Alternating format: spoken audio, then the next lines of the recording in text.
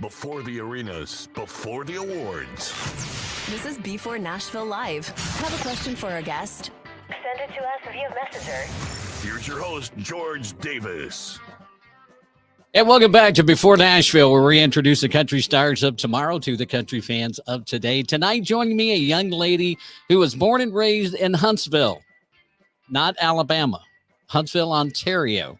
And we're going to talk with her in just a little bit. I'll introduce you to her coming up in 30 seconds.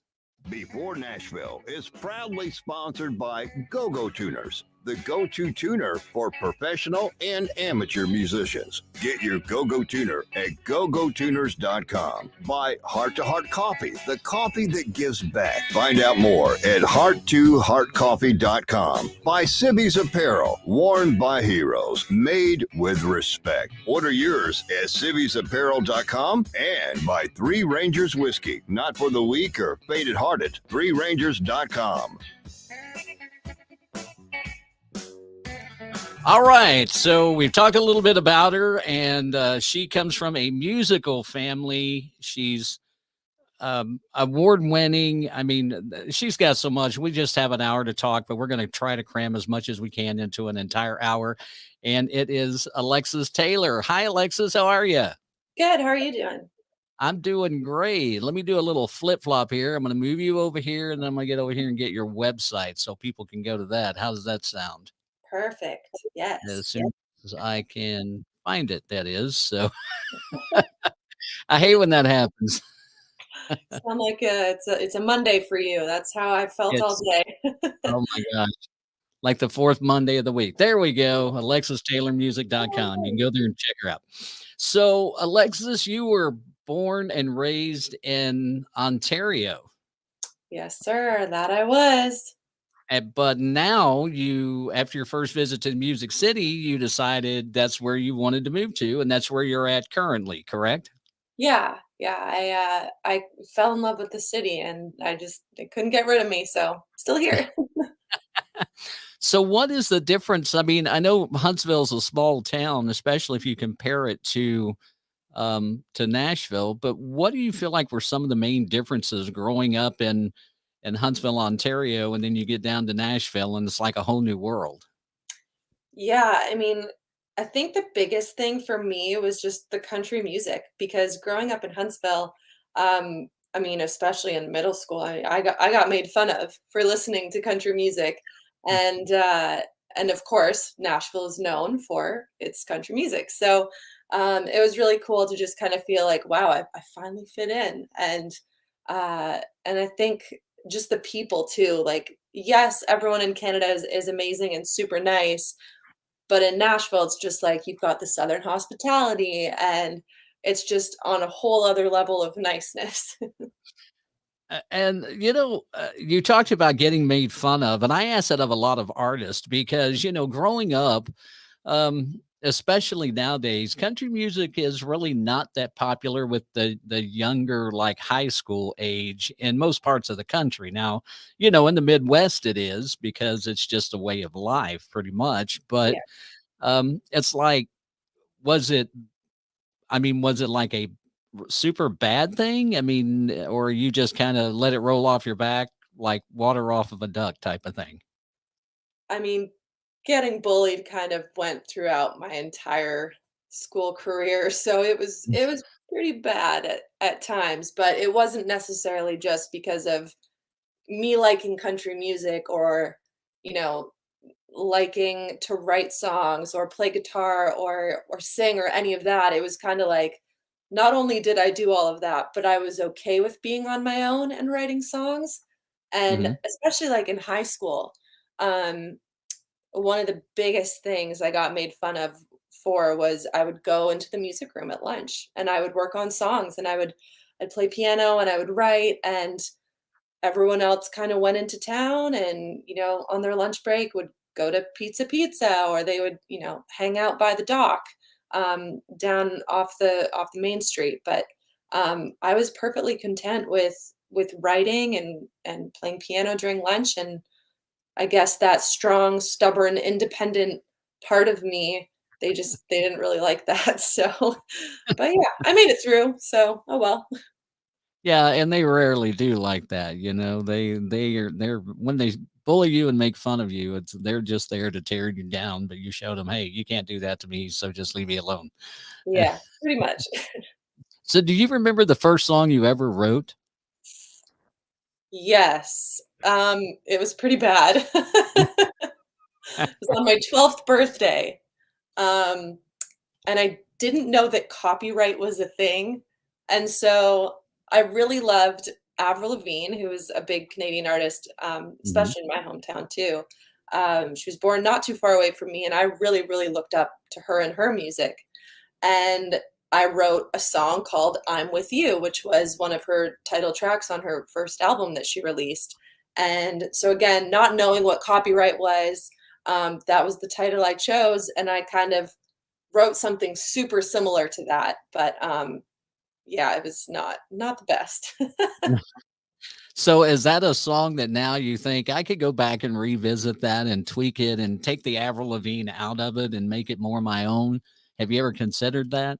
I haven't, but I also think it's pretty like the first line of the song was like roses are red, violets are blue. Like that's how bad it was. So I don't know how much saving you can really do from that. Yeah, there's probably some tweaking you could do, but maybe not much. Yeah.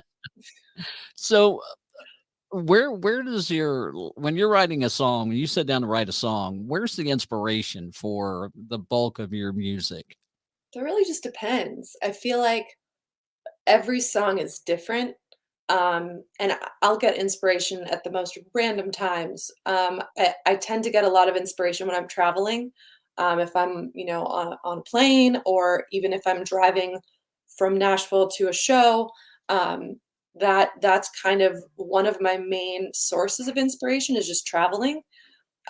However, I will get inspiration at 2 in the morning when I should be sleeping, and, if someone's telling me a story or even if I'm just talking amongst my friends and they say a cool line that's super poetic, I just kind of, like I stop and, I'm like, "Oh, okay, like, that's a beautiful idea for a song.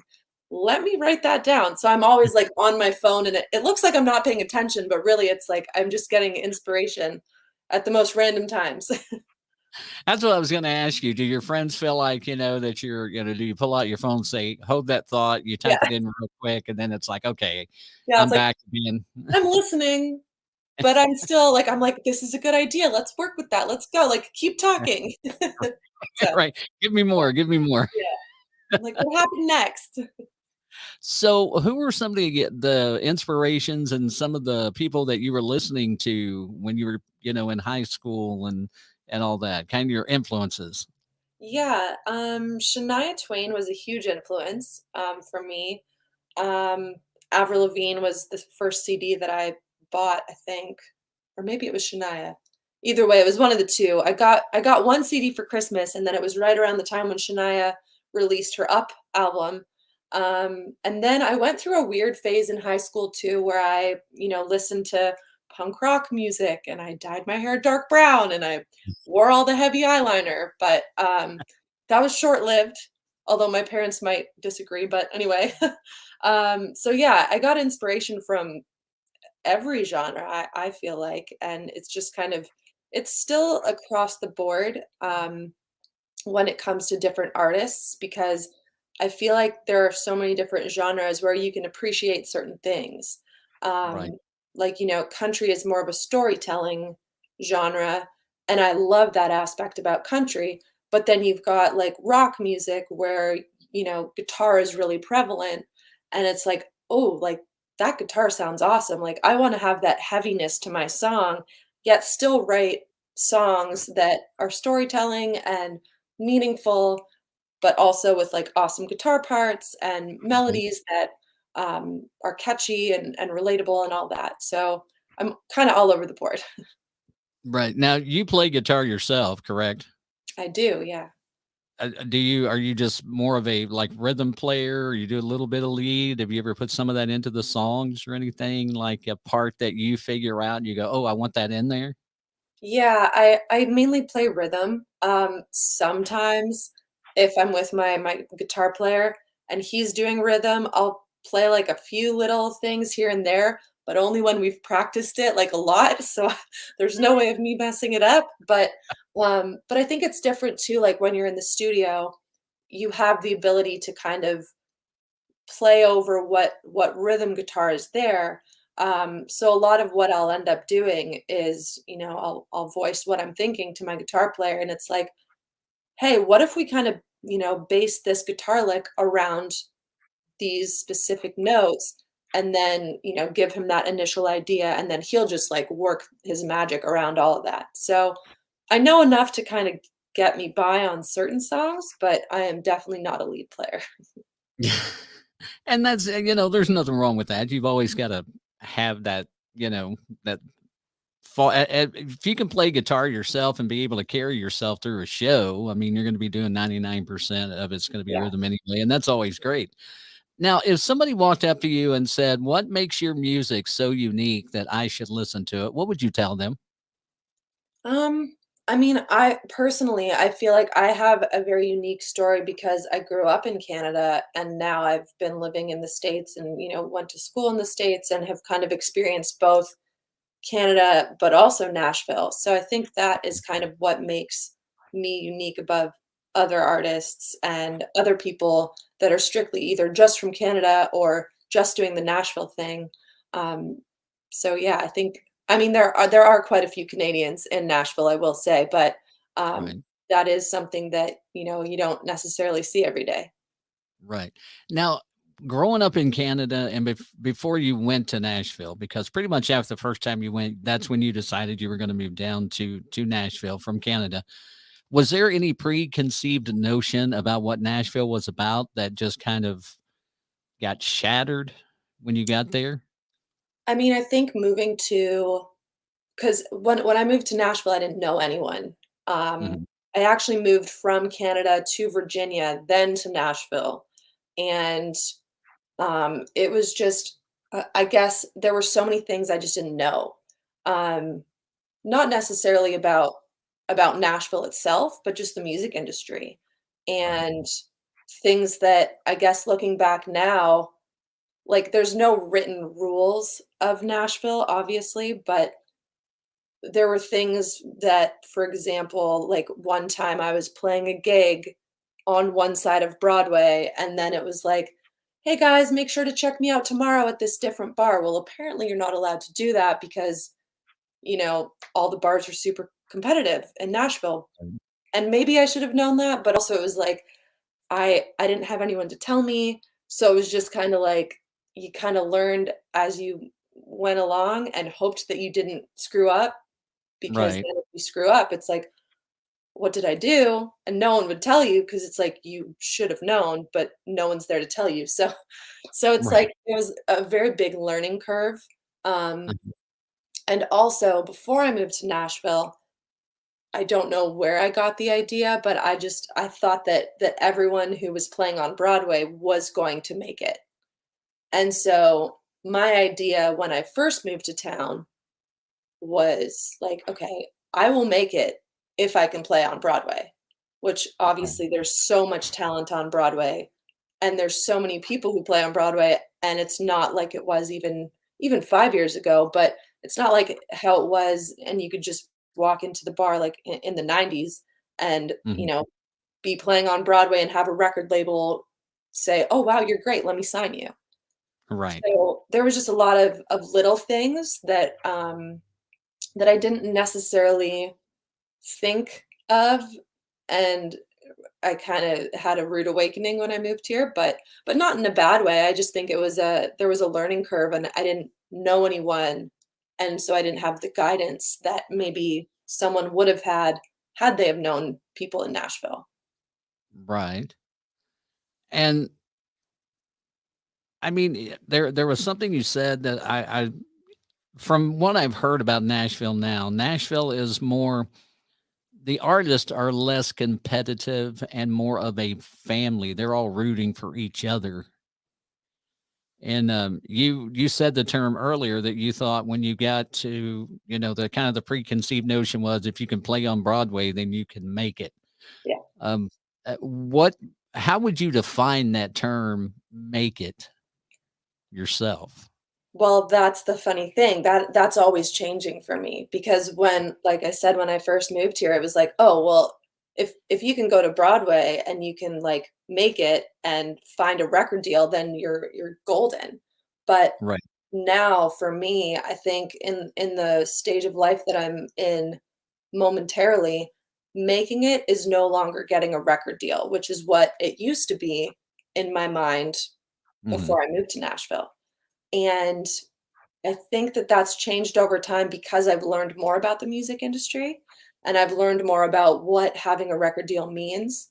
And I think now what making it to me would be having a songwriting contract, like with a publishing house, Right. being able to have a sync license, which for anyone who's not aware of what that is, it's just having your songs on TV shows, movies, commercials, and making a living doing what I love because at the end of the day that's what I want to do and I love being able to share my music with people but you know putting your song on Spotify and getting I don't know what is it 0.003 cents it's Yeah. not going to pay the bills um Right.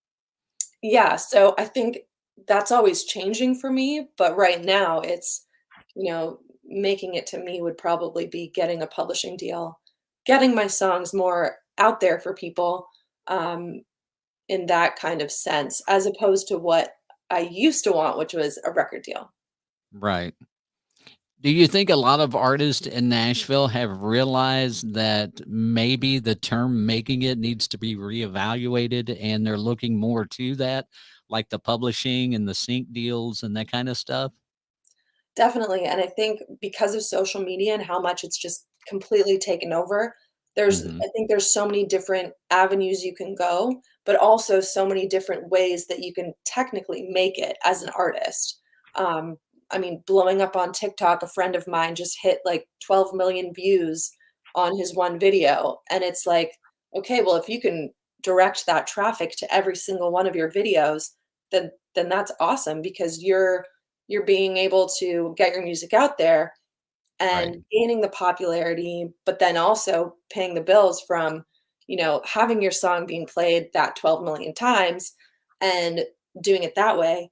And then there's also like, getting yourself out there on YouTube or, blowing up on Spotify and having a viral song. There's so many ways to do it. I think that people are definitely reevaluating the way that they're considering if they make it or not. Right. And do you think that you talk about when you first got to town and how the record labels, you just thought somebody would come up with a contract and you sign it. And I mean, for me, I know the answer that I would say, but I'm just kind of putting this out.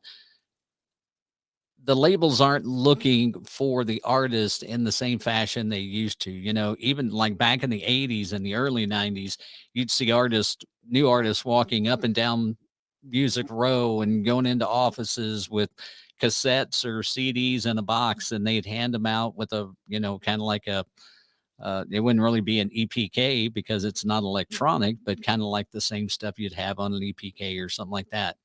Do you feel like they're using that more as their means of finding that next big thing, so to speak? Yeah, I think that it's definitely changed. It obviously has, from the 80s, the 90s, even 10 years ago, because you have the ability to view every single thing about that artist, or even me Right. as an artist. And you can see it all on one platform, on one page, and you can either decide for yourself from my content whether or not you think I'm even worth coming to a live show, and then, of course, that live show may or may not change your mind as well.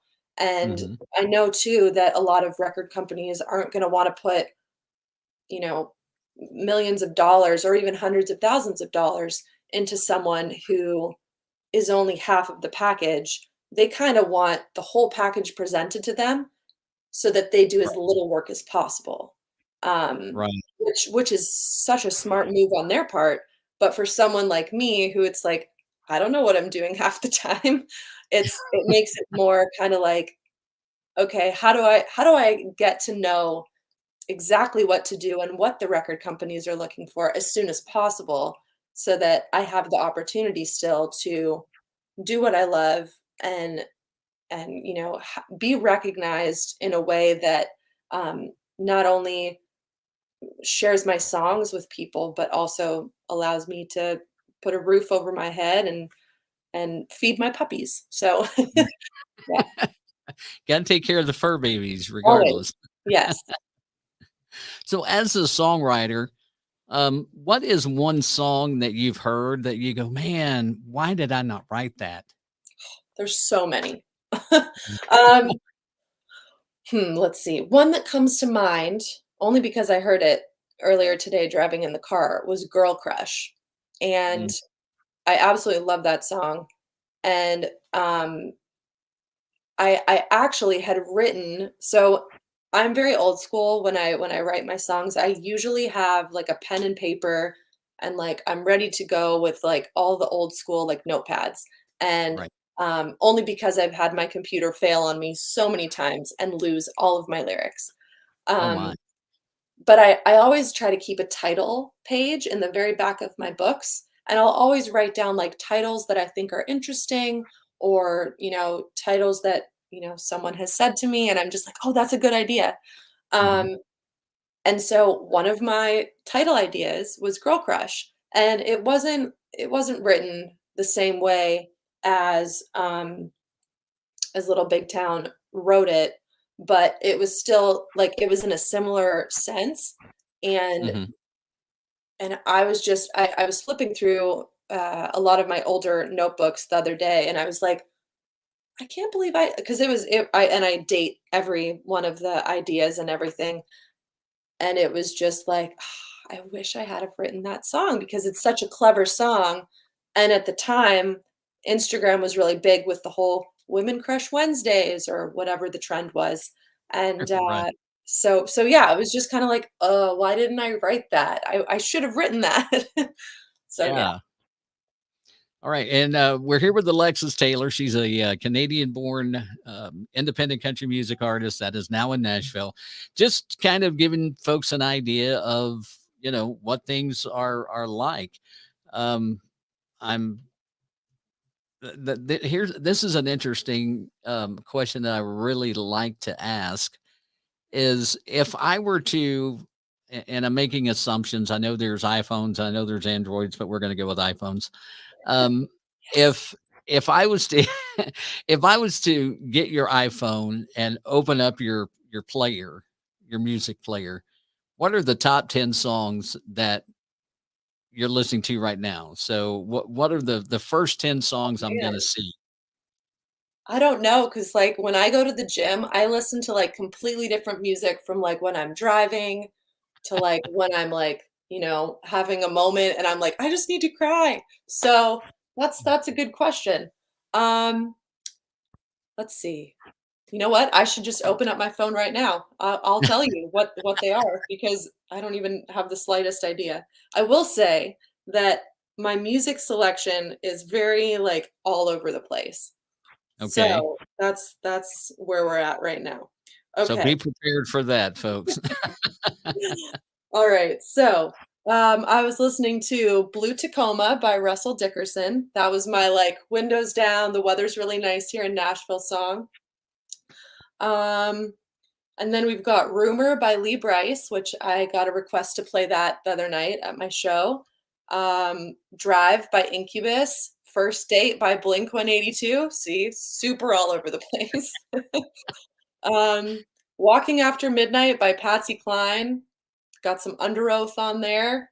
Red Light by David Nail. Fleetwood Mm, Mac, Billie Eilish, all over the place. wow. Yeah, Very eclectic and but yes. very rounded at the same time. I mean, I think, one thing that country's starting to do is kind of blur the lines with genres of going to I always say the country to me is full of subgenres. You've got country pop, you've got country rock, you've got traditional feel country, you've got modern country, you've got hip hop or country rap. I mean, there's so My many favorite. different. Yeah. So many different ones. And where would you put your music in a subgenre of country? Where do you where I'm not trying to be facetious to say this, but where do you fit in to country music today? Well, I think for sure, my last release, Long Way From Home, is definitely more traditional than I usually write. And then also, my last album had quite a few songs that were more traditionally country. Personally, Mhm. that is what I grew up on, so that is kind of what I love at the core of my being. It's just traditional country. Um, that's just it's nostalgic to me. It feels like home. It feels like, my parents are going on a road trip and we're listening to country music and life is Right. good. So I tend to write quite a bit of traditional country. However, a lot of my releases, especially early on in my career, were definitely pop country.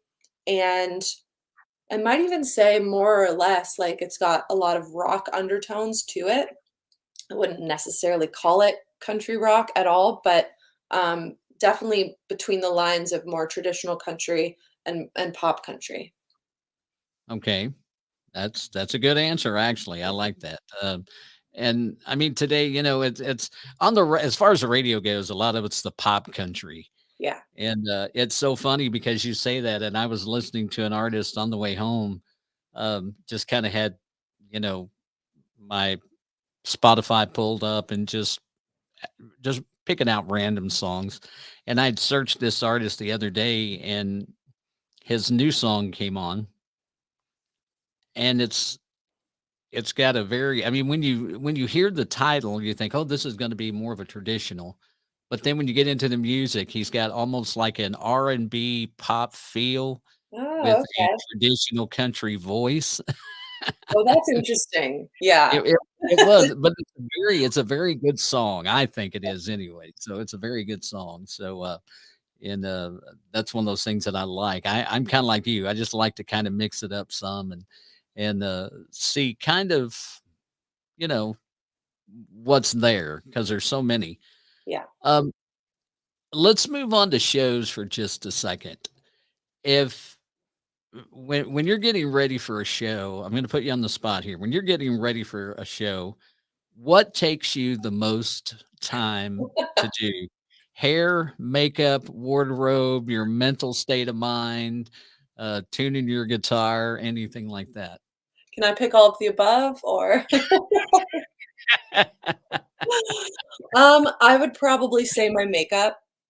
Um, I feel like that's probably hair is probably like a close second, but makeup is definitely number 1, only because I feel as though I'm very much a perfectionist, and so I'm always, like, trying to analyze, like, "Oh, is my eyeshadow on properly? Is my does my lipstick look okay? Well, maybe I don't like that color. Is my color gonna go with the outfit that I'm gonna wear?" Like, very much into the details, probably when I shouldn't be, but yeah, definitely makeup, and then second would be hair, and then probably the wardrobe, and then the guitar.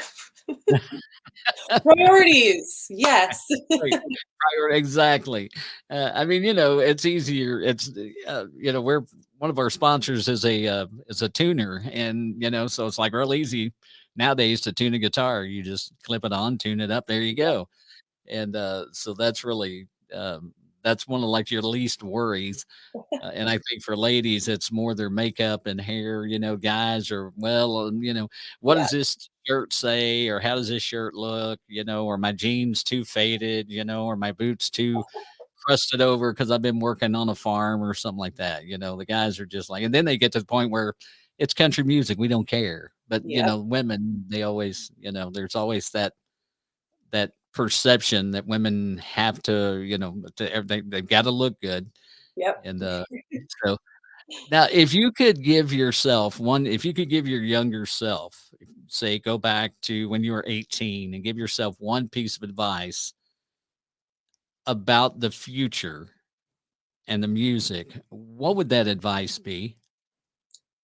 I think the most valuable advice I could probably give myself is just to stop waiting, because I think for me, I tend to sometimes put things off, and it's like, "Oh, I'll do that eventually," or "Yeah, I'll go and I'll release a song eventually."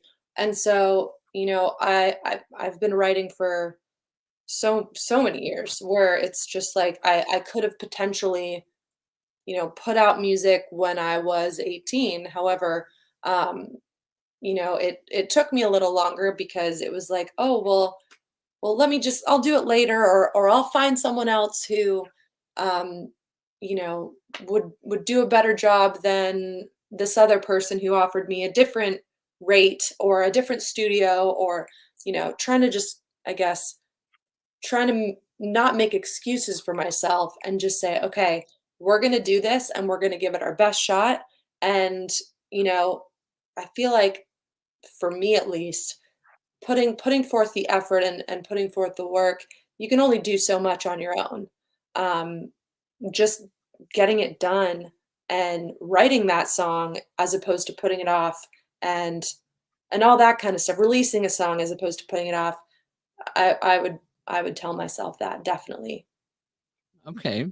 That's a good answer. I mean, that don't wait, jump in there and get it done. Um, let's let's shift to the music because we're gonna take another quick 30-second break here. We're gonna get into the new song, which was just now the release date on that has not been that long ago. No, Uh, sir. but it's already, I'm looking here at Spotify now. I only have access to Spotify, and I know you're on all the streaming platforms. But right now, Spotify, it's got 93,000, basically 94,000 streams to date. Yay. And so I think that's super cool. Now I think that's the latest one. I might be wrong. Long Way One from Way Home. from Home. That's the latest one, yeah. Okay, so it's the one before that. Then my apologies. Then That's Long Way fine. from Home is still doing good. It's almost at 12,000. So it's, I mean, it's doing pretty good too. Um, but I want to go ahead and play, and this is the song that was done before. It's called "Ain't No Quitting You," and then I want to get back into, and I just started my Spotify. I feel like playing over here, and I'm like, well, wait a minute. Um, I want to get into playing a song here, and then we'll come back and we'll talk some more. Okay. Sounds good. All right, it's Alexis Taylor. She is a Canadian-born country artist who is now in Nashville, and we're going to talk some more to her coming up here in about 30 seconds. So stick around.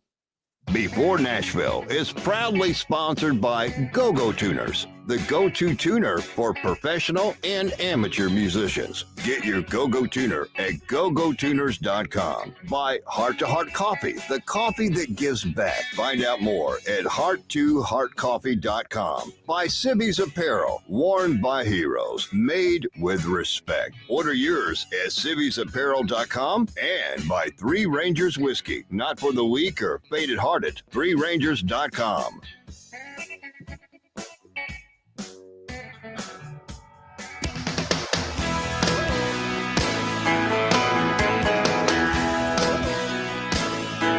I've done all that I can, keeping busy making plans. I always end up right back here again. Every time we say goodbye, I swear that it's the last time, until I pull up in your drive. Don't know how much more that I can take. No, I can't keep going on this way. I can't stop. No, I can't turn it off. Doesn't matter what I try to do, there ain't no quitting you.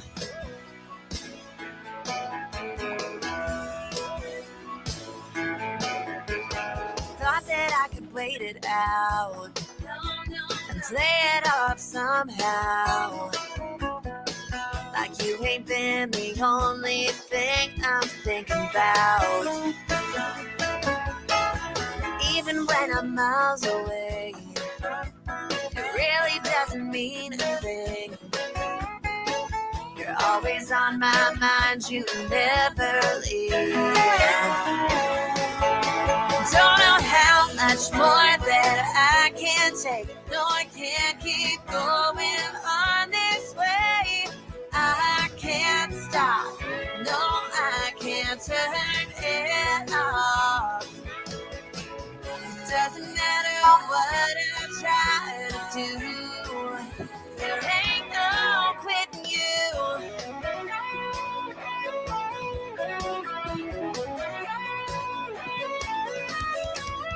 What's a girl to do? I gotta find a way to get to you. How much more can I take? I can't keep going on this way.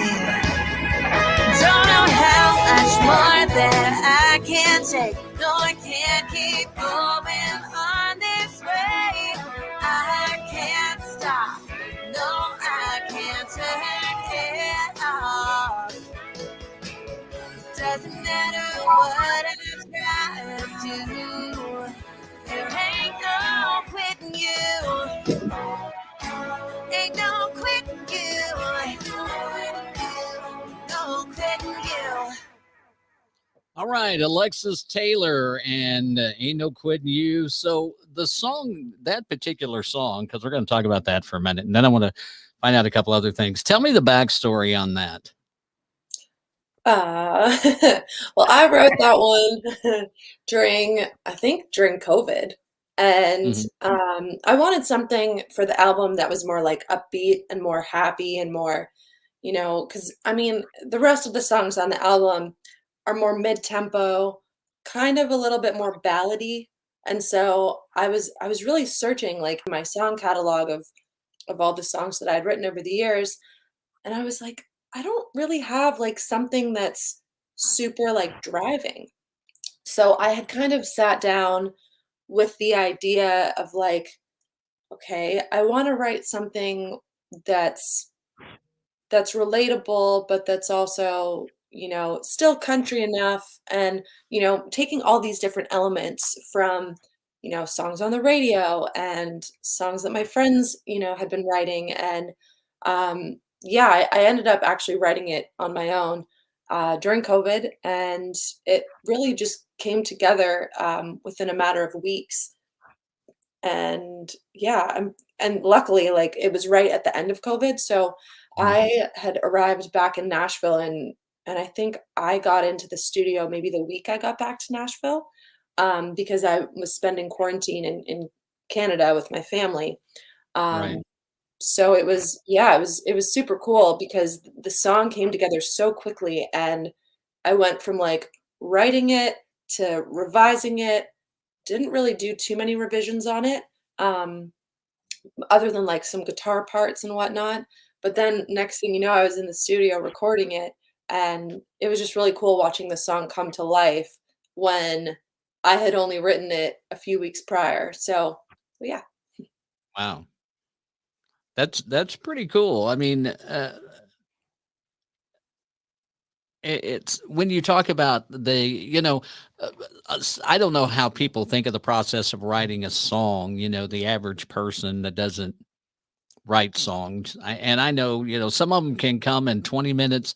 Some of them, it takes 2 or 3 hours, Or it days. just, or days. Yeah.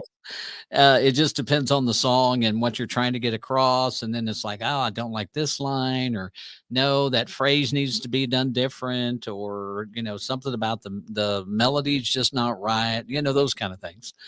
But you talked about spending quarantine back with your family in Canada. And then when you come back, you just released your new single that's called Long Way From Home. And we talked about that a little bit.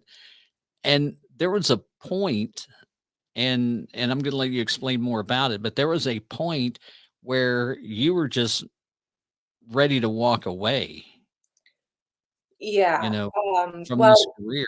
Long Way From Home was written after the album, and after like Long Way From Home is my most recent song.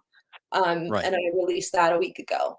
But yeah, it was kind of it's been a weird few years for me, I'll say that. To be make the long story short, but yeah, it was actually when I was back here in Nashville that I ended up writing Long Way From Home. And it was just kind of one of those days where, you end up being super hard on yourself. And that little inner monologue in your head is like, what are you doing? Like you haven't written a song in 3 months. And why are you continuing to chase a dream when you're not even actively practicing guitar? You're not actively writing, you're just existing. And what good is that? And I've been well, I grew up in a Christian family, and so I have been praying, for okay, what's going to happen next? Like, give me a sign that this is what I'm supposed to be doing.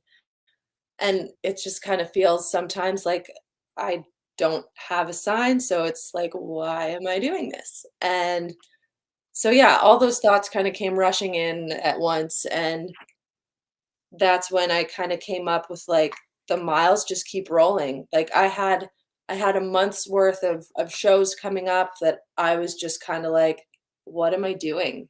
This is going to be tough because I feel like yes, I'm actively doing this, but why? No one cares, no one's paying attention. Um and that's kind of what became of Long Way From Home. It was just kind of that story of me setting out to do music on my own and kind of feeling like, God, what am I doing? But I guess I'm gonna just keep doing it because I'm too far in to turn around now. So Right. yeah, that was kind of the thought process behind that song. When you get that thought, I'm going to put it this way: when you get those demons in your head that are telling you, you just need to stop.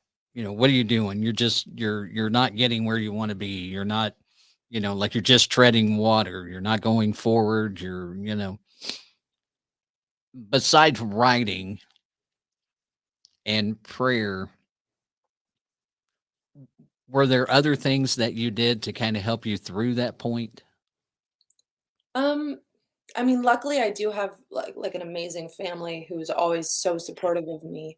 Um, and I have friends as well that I've made over the years that know better than to let me give up on my dreams. But yeah, just kind of clinging to that and kind of listing in my mind like, okay, these are the things you've accomplished. Stop thinking that what you're doing isn't working Mhm. because you've already come so far. And you know I- for me it's about the people that I've met along the way. It's about my fans who have turned into friends, and some have turned into family for me. And it's a matter of I can't disappoint them because they've invested so much time and so much energy and just over the years money, even like coming to see me play, supporting my missions trips that I've been on. um, just all kinds of people that I would be letting down, and I don't want to disappoint them. So it's kind of like I'll turn to my family or friends in that time and just kind of reiterate, hey, you're doing a good job. You're doing the best you can. Keep going. So yeah. Now, I follow you on social media, and I do that with all the artists that come on, just because I always like to have something I can discuss. But there are pictures of you. You talked about the mission trips, pictures of you on there, and you're the one that I really like the most because it's like you take the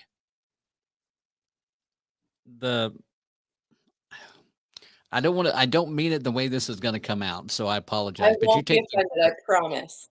the glam and the glitz out of the girl, and you're like sitting there with a air nailer, and you're putting a roof on a building.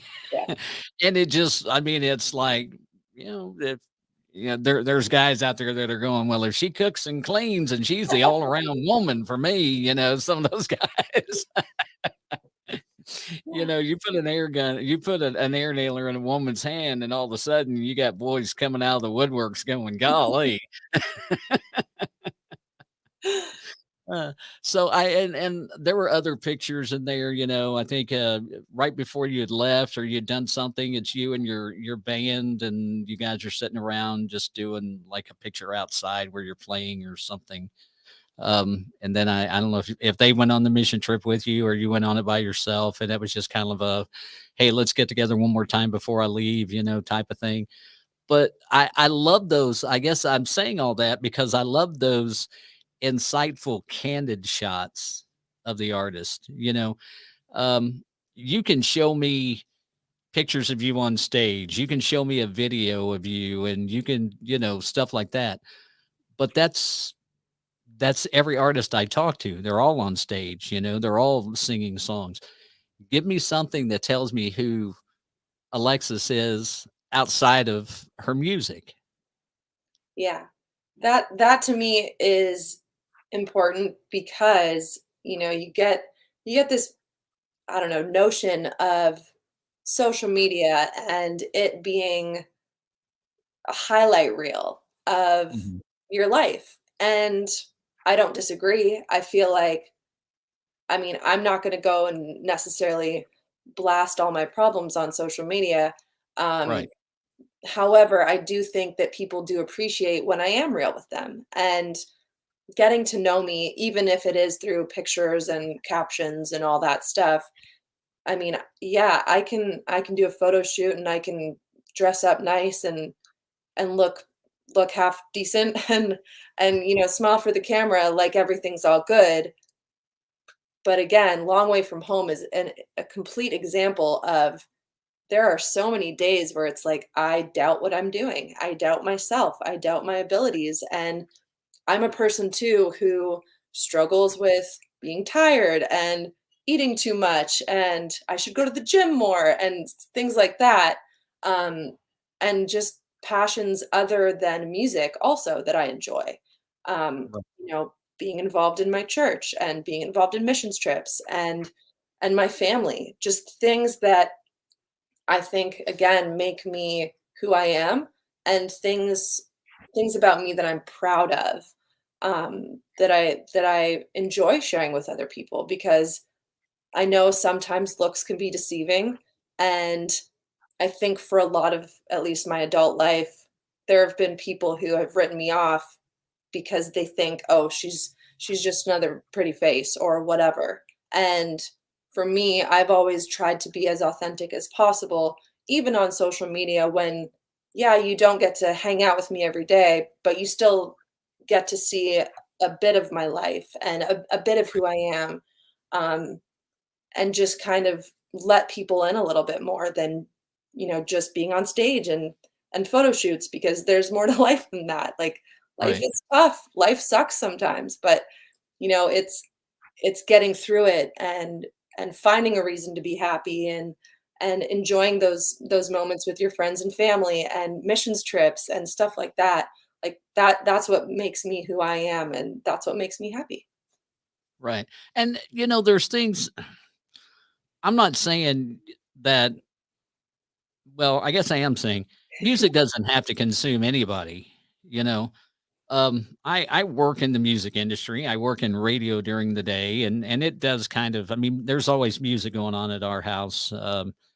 Well, I say always, generally there's, music going on, especially in the summer. We like to go out in the backyard and grill and let the dogs play and just sit out there and chill out and relax on the weekends. And we've always got, music on when we do that. And I listen to music all day at work, and I come home at night and I'm doing research on artists and trying to find out, this or that. And so music does consume our life, but it's not, it doesn't consume it to the point that we have no time for anything else. And you have to make time for other stuff because then you do let those doubts creep in. You do let those, Yeah. those demons come into your head and tell you you're not good enough, or, oh, she's just another pretty face. That's what people are saying. And it's like, you've got to make time for yourself. And when you show those things that you do for yourself, like the missions trips, like being on the roof of a building, or, those kind of things. I keep referring back to that because that was just a picture that I was just like, that's pretty cool. And when you go back to that and people see that, they get that authenticity of who Alexis Taylor really is. Yeah, I think a lot of people don't bother to show that side of them. And for me, again, that's something that I feel like I owe to my fans because there's so many people who follow me that will never see me like in person at a show. So Mhm. they're not going to know me from the next person of, oh, is she as down to earth as she writes and makes it seem like she is and, whatever. They just have pictures to go off of. So yeah, it's important to me to allow my fans to see not just one side of me that is the glammed up side that the stage lights light up and see, but Mhm. not every side of me. That would be bad, but lots of sides of me.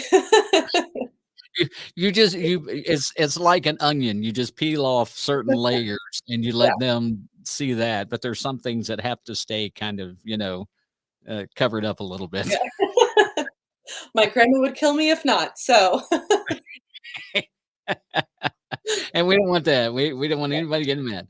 Um, so when you're doing your shows, um, naturally, I mean, if you're playing in bars and stuff, and they're going to want you to play, songs that aren't yours, cover tunes, whatever you want to call them. What's the favorite cover tune of yours that you play? right now, probably anything by Tyler Childers, only because I went to go see him live and I love his music. Hmm. But probably an all-time favorite for me is Before He Cheats by Carrie Underwood, only because just the energy behind it and just the power and the vocals and the whole song, the whole song is just amazing. So yeah, definitely can't go wrong with Carrie Underwood. Right. And you summed it up. I mean, it's such a powerful song, and it's one of those that just and actually it came up today. I was at work and it came on, and something hit me is, where is Carrie Underwood? We've not heard anything out of her lately other than on social media. Yeah. So I'm kind of curious if she's back in the studio doing something, or just what. Now you've over the past couple of years, you've enjoyed some accolades. You've been nominated for um uh, don't tell me, I've got it right here in front of me if I can get my mouse to get over to the other screen. I know it's the Josie Awards. You were nominated for Modern Country Vocalist of the Year for 20 and 21 for the Yeah. Josie Awards. Yeah. And the 20, see, now you were nominated, but didn't bring home a trophy. Not no, not that time. Okay. Maybe next year. Yeah, hey, there's always next year. The Chicago Cubs have lived by that for 108 years. There's always next year. So, Yes. you can do it for less. And you played some huge places. I mean, you played at the Canadian Music Week, you played at CMA Fest, and um, opened for like Marshall Tucker band that I really, really like. Love and Theft, Megan Patrick, bless you, Mitchell Tenpenny. That's all I can say on that, and still be nice. I love Mitchell. He's a great guy, and he made a wise choice. So, but those are the kind of people that you've opened for, and your music. I really feel like your music blends in so well with every one of those. Even Marshall Tucker. I mean, uh, they were huge, in the back in the 80s, 70s, and 80s, and even I could put a song of yours up against them and it would fit in perfect. It wouldn't be like a massive change, like, no offense to Kane Brown, but like Charlie Daniels and Kane Brown, I don't, that's kind of like, oil and water to me. They just don't really go together. Yeah, I've been really lucky over the years to play for some really awesome, like open for some really awesome artists, and I think too, I have to always give credit to my amazing guitar player, Miho, and all the time when I'm playing a full band show, they always back me up and they always do an awesome job. So, Right. um, so just having the ability to work with musicians who are just so talented. I mean, Nashville has no shortage of talent, and um, it's just really cool to be able to open for artists like that because yeah, Marshall Tucker. I remember when I told my parents, they were like, "What? Are you kidding me? That's so cool!" And so and of course, I grew up listening to anything my dad was listening to, and Marshall Tucker Right. Band was one of them. And yeah, it was really cool to kind of grow up listening to them. And then Love and Theft is one of my writing inspirations and one of my favorite Mhm. bands as well.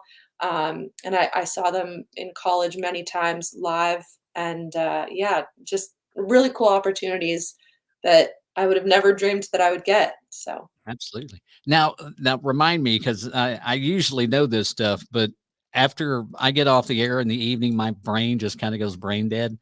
If I was on the radio right now, I could tell you this. Love and Theft, are they Canadian?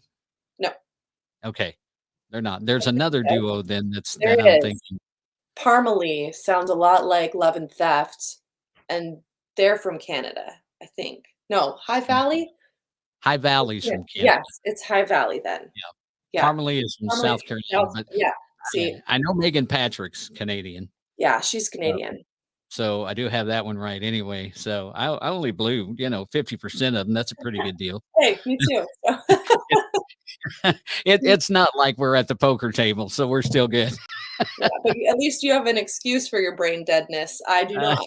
So, hey, trust me, right now, waking up in the morning for anybody is pretty much an excuse because life still isn't 100%. yes. The world is just kind of crazy, and that's another soapbox for another day. But so here's a hypothetical question.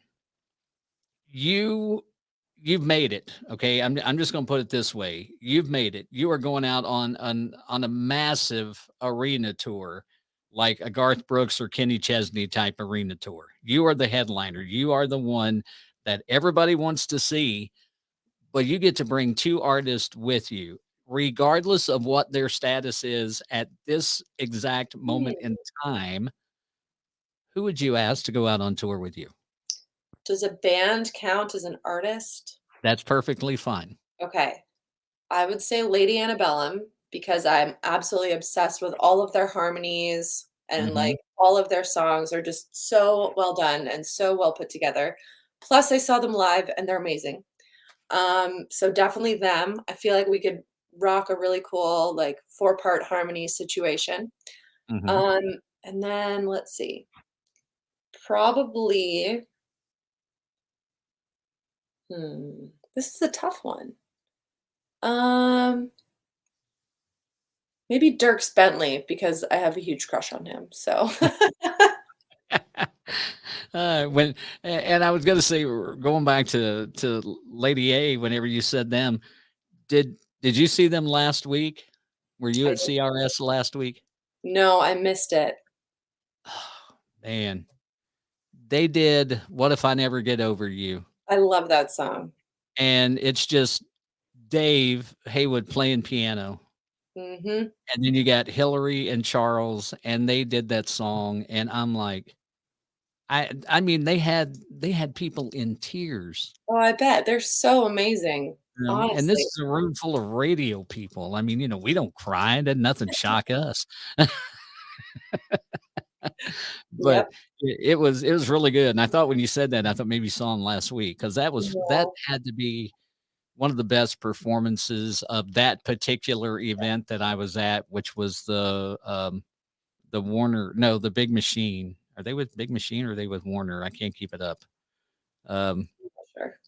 I think it was Warner. No, it couldn't have been. But anyway, whatever label they're with, it's like all the labels had a luncheon and they were the Yeah. headliner for that luncheon. And it was the most amazing performance of that whole show. I can believe it.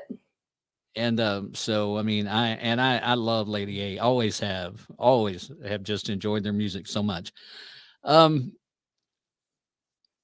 let me see. I'm trying to.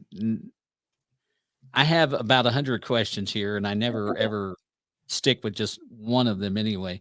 Um, We'll just have this to is do one I another probably, interview. yeah. One of the questions I should have asked earlier on, just to get people to know who you are and things like that. If you ever see me in person, please don't punch me in the face when I ask this. Uh-oh. Describe your personality in one of the following terms. Oh, no. Okay. Grounded, Mariah Carey, or Kanye West. That's so hard. I'm probably gonna have to go with Kanye West only because I have a bit of a temper sometimes, especially when I'm driving, and sometimes I don't think before I talk, which is really bad, but I'm probably gonna have to go with Kanye on this one. Okay. I was wondering if you would follow the way that I said those, exactly what they meant. Because grounded, of course, is self-explanatory. Mariah Carey's kind of the diva, and Kanye West is just he's on the east side of the He's a world. mess. He's Yeah, a mess. I'm he's a a little mess. whacked. He is a Not all little 100% there half the time, but it's all good. yeah, exactly. Exactly. Let me see. There was I got a couple more here I want to ask you. Those we've already gotten into. Now we're getting into kind of um some weird ones here. And I actually have an intro for these and I have to play it. So please Okay. bear with me, okay? What the hell? What the hell? The hell? The hell? What the hell? What the hell? So it's pretty self-explanatory about what the name of this segment is. And I ask that because there are all types of weird questions that I like to ask, and I have certain ones that I ask. Okay, so they're going to be a little weird. They're Okay. out there. Okay, if I'm really trying to. I'm hoping your grandmother's not watching. I actually saw this one on a radio show. It was a video for a radio show. If you could take a bath in anything, what would it be? A bath? A bath in anything, what would it be? Okay, so this is gonna sound really weird, but it's a weird question, so bear I, with I, me. I started to say we're there. We're right on. And our minds are working like here. So there is this Canadian drink called a Caesar, and it's Mhm. like a Bloody Mary, but it's like a million times better. So hypothetically, if I had to bathe in anything, I would pick a Caesar because I could simultaneously drink it at the same time as being in it. So, best of both worlds. That gives a whole new term to drinking bath water. Exactly. A It win-win. exactly, exactly. Um, when you go into a public bathroom, what stall do you normally go to? The Say last there's three. one. The last Furthest one one. away from the door, 100%. See, I'm telling you, we're like kindred spirits here. Uh, You wanna bathe in Caesars as well? I've never had one, but I'll try anything once, twice if I like it. So,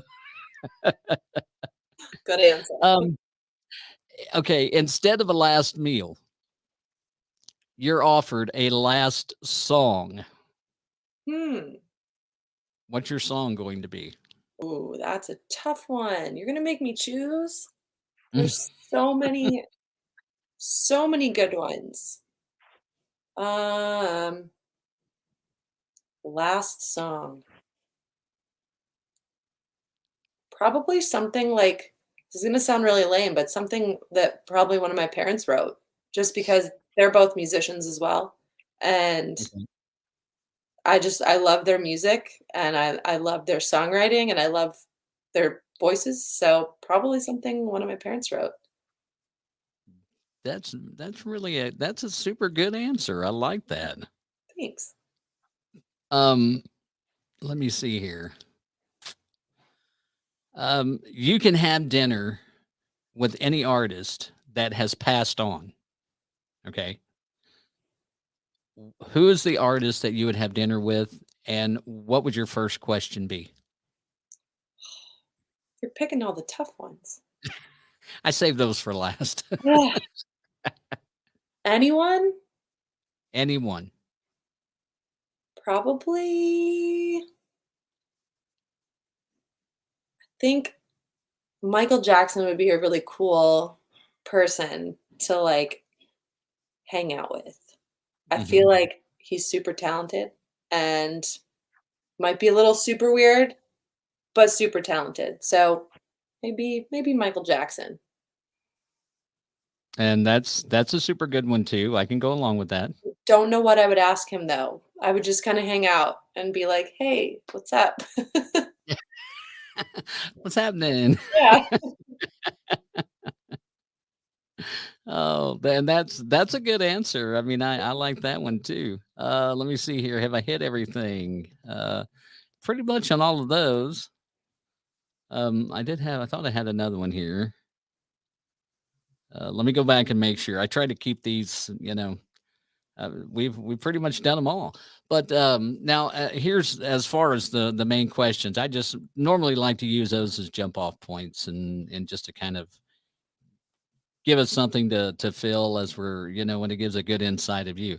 Um, I've got your website up here. I brought it up before you went on, and I'm sitting here looking at your tour schedule. And girlfriend, I got to tell you, you are a busy young lady. I am. Lots and lots of shows. I mean, you are from March 4th. Now, not every one of these, not every date from March 4th until November 6th is full. Okay. So I want to let the audience know that. But there are a bunch. You're in Alabama, Georgia, Oklahoma, South Carolina, um, Indiana, Oklahoma again, Colorado, South Carolina again. Then you're in Tennessee. You stay busy. Always. I got to stay out of trouble. Well, and hey, it's whatever it takes. That's kind of the way I look at it. So, Yep. we'll go with that.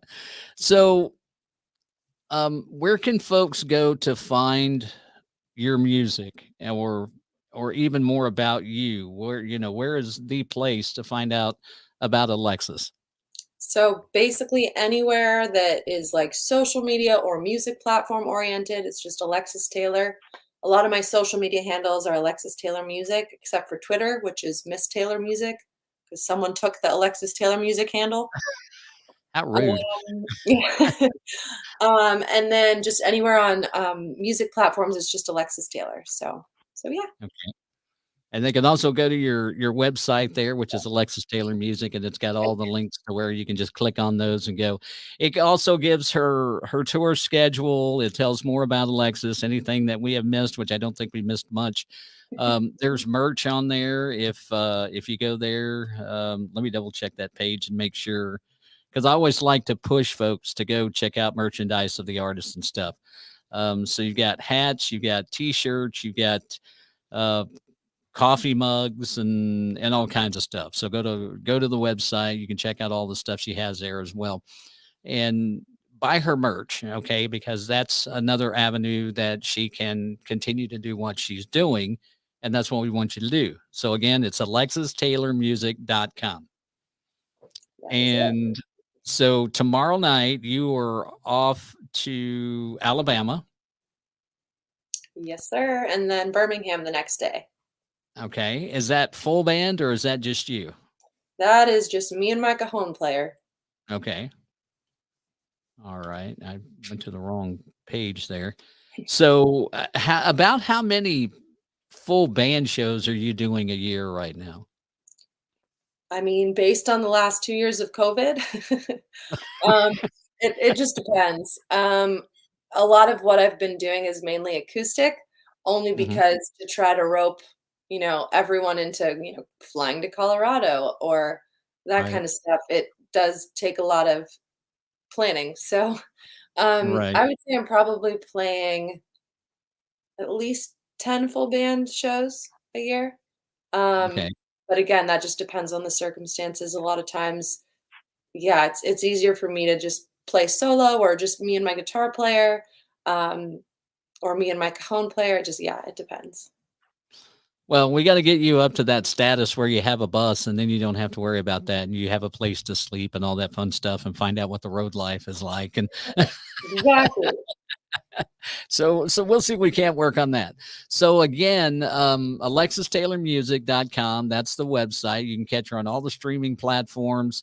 Check out any of her social media. Find out what she's doing. If she's not busy doing music, maybe she's building a house somewhere. You never know. So, and or she's writing music, and that's what we want her to do. So keep writing, keep coming out with some great songs, Alexis. And it's been a joy to have you on. Thank you so much for joining me tonight. Yeah, thank you, George, for having me and for talking and everything. It's been a blast. And so don't forget, before Nashville, we are all over the place. You can catch us on all your streaming platforms. Everywhere you can get your podcasts are right there. We also have episodes Monday and Thursday night on YouTube, Facebook, Twitter. So be sure to catch those as well. We'll be back on, this is Thursday. We'll be back on Monday night with another country star of tomorrow on Before Nashville. Everybody, you guys have a great night.